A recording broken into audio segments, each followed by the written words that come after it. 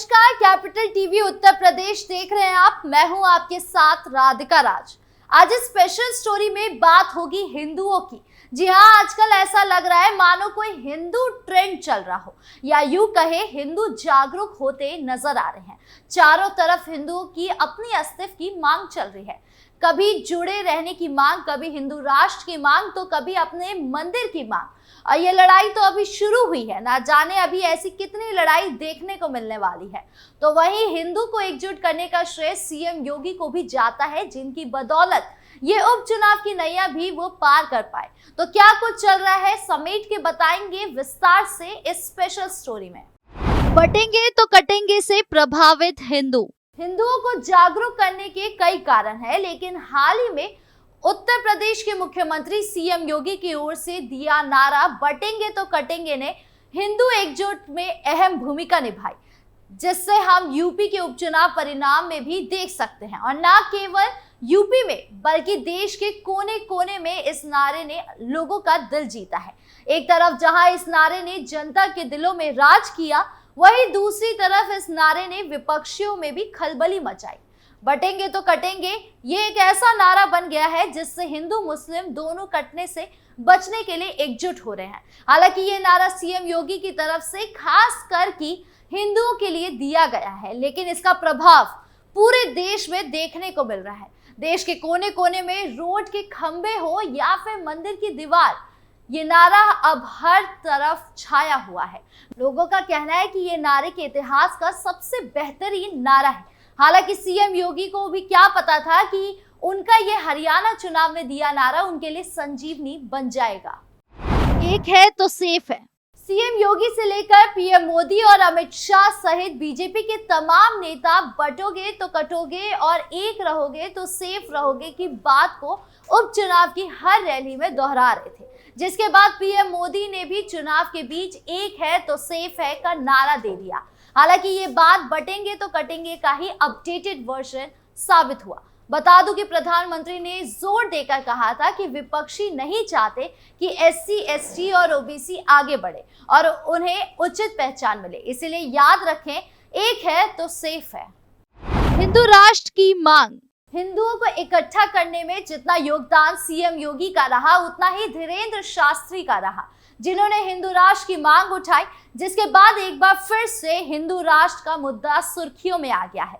भारत को हिंदू राष्ट्र बनाने की मांग उठ गई है। यूपी के मुख्यमंत्री योगी आदित्यनाथ ने जब से हिंदू एकजुटता के लिए नारा दिया है बटेंगे तो कटेंगे, उसके बाद से हिंदुओं की एकजुटता अलग ही लेवल पर नजर आ रही है। यानी अब पूरे देश में एक सुर में बटेंगे तो कटेंगे का नारा गूंज रहा है। और अब ये गूंज जब मध्य प्रदेश के बागेश्वर धाम में बैठे धीरेन्द्र शास्त्री के कानों में पहुंची, तो वो खुद को रोक नहीं पाए, जिसके बाद उन्होंने हिंदुओं को एकजुट करने की कमान खुद संभाली। क्योंकि हमने कई बार धीरेन्द्र शास्त्री के बयानों में सुना है कि वो भारत को हिंदू राष्ट्र बनता देखना चाहते हैं, और इसी सोच को लेकर बागेश्वर बाबा हिंदुओं को एकजुट करने और हिंदू राष्ट्र की मांग उठाने 9 दिनों के लिए पद यात्रा कर रहे थे, जहां उनकी शुरुआत मध्य प्रदेश से हुई। हिंदुओं को एक करने वाली इस यात्रा में अभिनेता से लेकर आम लोगों का समर्थन देखने को मिला। और यही नहीं, धीरेन्द्र शास्त्री ने यूपी के सीएम का भी अंदाज पदयात्रा के दौरान दिखाया। यानी अब दोनों बाबा मिलकर भारत को भगवा करने की पूरी कोशिश में है। सनातन बोर्ड की उठी मांग। जहां एक तरफ हिंदू राष्ट्र की मांग उठी, वहीं दूसरी तरफ सनातन बोर्ड की भी मांग उठाई जा रही है, जिसको लेकर कथावाचक देवकी नंदन ठाकुर ने बताया कि सनातन बोर्ड क्या है और इसकी जरूरत क्यों है। उन्होंने कहा, मैं सनातनियों को एक बात कहना चाहता हूं कि वक्फ बोर्ड सिर्फ जमीन की देखरेख करता है। वो एक जमीन का बोर्ड है जो जमीन की देखरेख करेगा। उन्होंने कहा कि संसद हमारा है, एयरपोर्ट हमारा है, लेकिन सनातन किसी का छीनता नहीं है, सबको बांटता है। सनातन बोर्ड का महत्व। इसके साथ ही जब उनसे सवाल किया गया कि आप कहते हैं कि वक्फ बोर्ड मनमानी करता है और प्रॉपर्टी डीलर की तरह काम करता है, तो आप खुद ऐसे क्यों बनना चाहते हैं। उन्होंने सनातन बोर्ड का महत्व समझाते हुए कहा कि हम ऐसा सनातन बोर्ड चाहते हैं जिसमें हम अपने मंदिर की व्यवस्था और पूजा स्थल और तीर्थों की सुरक्षा कर सके। अगर सनातन धर्म बनेगा तो उसमें सारे मंदिर और देवालय आएंगे। उस धन का सदुपयोग ये होगा कि हम लोग हॉस्पिटल, गौशाला बनाएंगे और अपने संस्कारी बच्चों को संस्कार देंगे। महत्व जानने के बाद आपको क्या लगता है, सनातन बोर्ड बनना चाहिए या नहीं? हरिहर मंदिर की उठी मांग।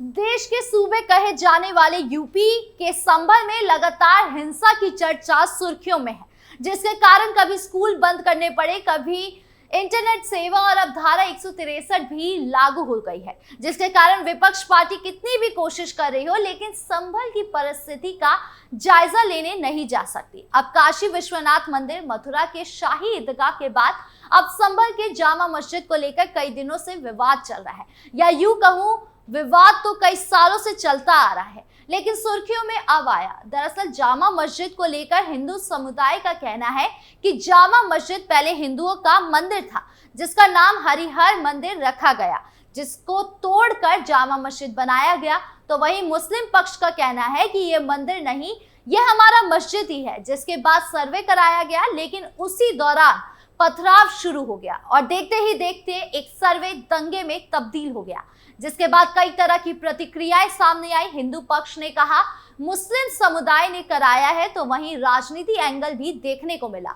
सत्तारूढ़ और विपक्ष दोनों ही एक दूसरे पर हमलावर रही, लेकिन जिस तरह से हिंदुओं की जागरूकता देखने को मिल रही है वो कुछ अलग ही लेवल पर चली गई है। सनातनी अब अपने धर्म को लेकर जागरूक हो गए हैं, साथ ही साथ अपने धर्म, अपने अस्तित्व को बचाने के लिए भी संकट मोल रहे हैं। कभी प्रोटेस्ट देखने को मिलता है तो कभी पथराव, कभी सड़क पर हिंदुओं की भीड़ उमड़ रही है तो कभी हाई कोर्ट और सुप्रीम कोर्ट के बाहर, और अब ये सिलसिला थमने का नाम नहीं ले रहा है। ऐसे में संभल हिंसा का होना लगातार सवाल खड़े कर रहा है। पहला सवाल यही है कि आखिर विवाद क्यों? देखिए, इसका सीधा सा जवाब हिंदू पक्ष की ओर से उदाहरण के रूप में समझा जा सकता है कि मान लीजिए भगवान ना करे कल को आपका बच्चा मेले में खो जाए और आपको कई सालों बाद पता चले कि आपका बच्चा वहां पर है, तो क्या आप अपने बच्चे को लेने नहीं जाएंगे या ये कहेंगे छोड़ो अब क्या जाना क्योंकि बहुत वक्त हो गया है? ऐसा ही हिंदू अपने मंदिर की मांग कर रहे हैं। अगर हिंदुओं का मानना है कि उनके भगवान बसते हैं तो इसमें गलत क्या है? हाँ, बस गलत ये है कि जिस पक्ष की जो मांग है वो उसको पूरे हक से मांगे, लेकिन बिना किसी दंगा फसाद के। इससे किसी की जान नहीं जानी चाहिए। कोर्ट जाइए, परिणाम आने का इंतजार करिए, लेकिन इस तरह से जो संभल हिंसा में देखा जा रहा है वो बेहद दुखदायक है।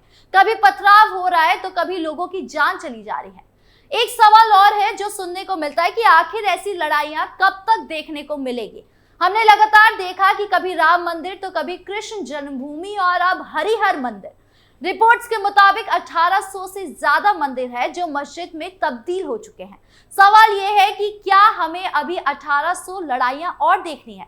कितनी लड़ाई देखेंगे अभी हम? अंग्रेजों के बनाए हिस्टोरिकल मॉन्यूमेंट्स को हम पैसे दे देकर टिकट ले रहे हैं, उससे किसी को दिक्कत नहीं है। जब हम गुलामी को इतनी खूबसूरती से कबूल कर सकते हैं, उसको लेकर ऐसी कोई सोच नहीं रखते, तो आज विवाद, ये हिंसा क्यों? क्या अब हिंदू इस विवाद को यही खत्म नहीं कर सकता, यही भूल नहीं सकता, या फिर अभी 1800 विवाद और देखने बाकी हैं? और क्या इन सब मांगों से हिंदू एकजुट हो पाएगा?